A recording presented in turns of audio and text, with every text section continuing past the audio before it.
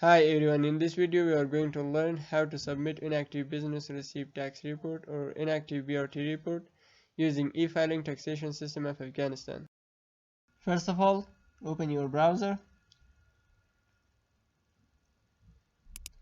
visit ards.ard.gov.af webpage. In the login page, put your username and password and then press the sign in button. After signing in, go to left side menu bar, click on filing, then go to due filings. In due filing section, find your exact BOT tax form and then click on it. In the create assessment page, put 0 in the line number 11 gross receipts of goods and services.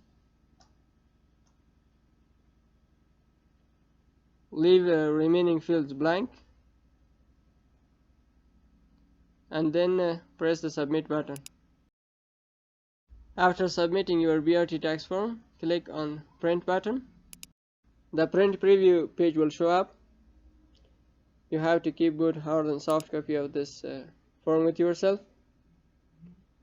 You will change its name to 03-1399 BRT filing, and then you have to put your company name.